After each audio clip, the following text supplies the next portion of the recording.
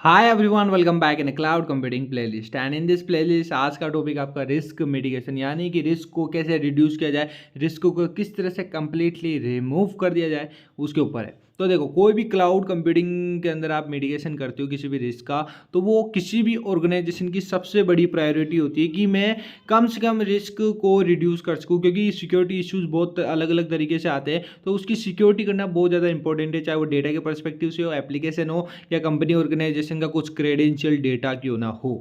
Okay, so organisation wants to move away from in house hardware हो या application हो।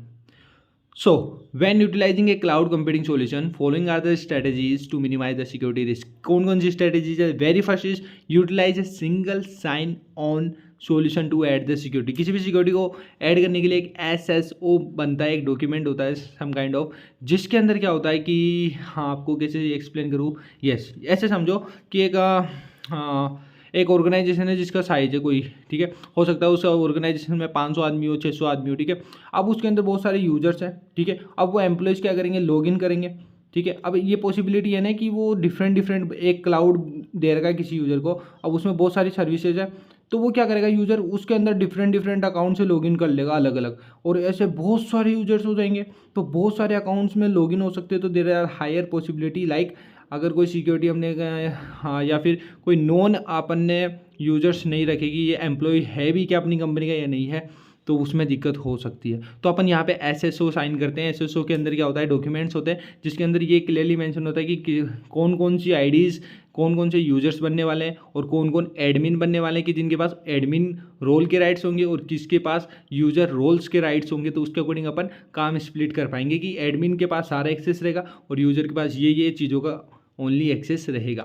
सो by downsizing to the sign on environment, one can reduce the number of potential security weaknesses.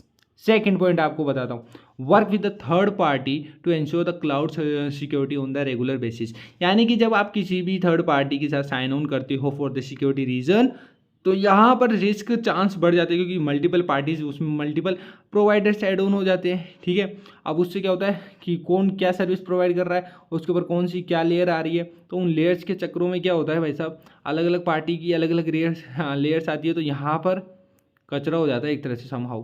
तो उसके ऊपर आपकी security का ध्यान रखना बहुत बड़ा टफ चैलेंजिंग टास्क होता है। तो देखो, however small medium business without large IT department sometime needs to assistance to audit and ensure the data security. तो उनके पास उनको असिस्टेंस की नीड होती है ताकि वो डेटा को अपने क्लाउड को सिक्योर कर सके। थर्ड है implement end to end encryption. ये तो करती है, हर कंपनी करती है। इस केस में देखो, मैं बताता हूँ क्या होता है। It is a particularly for the cloud storage. जब भी अपन डेटा को स्टोर करोगे इन ए क्लाउड, बेसिकली यहाँ पे क्या होता है, डेटा ब्रीचेस के चांसेस होते हैं। तो यहाँ पे ये सॉल्यूशन निकल के आता है कि डेटा को एनक्रिप्ट कर दो। जब भी आप किसी डेटा को किसी क्लाउड पे अपलोड कर रहे हो या किसी भी डेटा को वहाँ से डाउनलोड क्यों ना कर रहे हो, क्या होगा, डेटा एनक्रिप्ट हो जाएगा। एनक्रिप्ट हो जाएगा तो इससे क्या होगा आप बताओ। इससे ये होगा कि आपको जब भी डेटा अपलोड करोगे या डाउनलोड करोगे वहाँ से, तो एनक्रिप्ट होकर आएगा, सिक्योर्ड होकर आएगा, तो किसी को पढ़ने में नहीं आएगा, खोल के देखेगा तब भी। तो उसके लिए उसको ID पासवर्ड की नीड होती है। तो डेटा को एनक्रिप्ट करना बहुत ज़रूरी होता है। तो implement end to end encryption.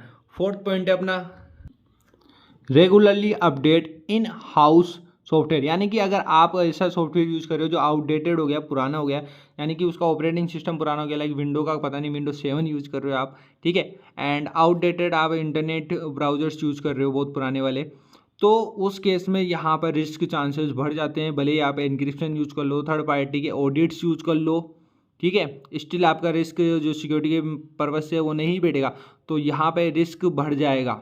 तो आपको उसको OS को, अपने ब्राउजर्स को अप टू डेट रखना है विद द अपडेट्स के साथ में, जिससे क्या होगा, आपके रिस्क के चांस कम हो जाएंगे। तो इस तरह से रिस्क मिटिगेशन अपन ने अचीव कर लिया विद दीज 4 पॉइंट्स। तो 4 पॉइंट्स क्लियर हो गए आई बिलीव। एंड वीडियो पसंद आई तो लाइक कर देना। मिलते हैं नेक्स्ट वीडियो के साथ में विद SLA। सो जय हिंद, जय Bharat. Thank you so much watching this video.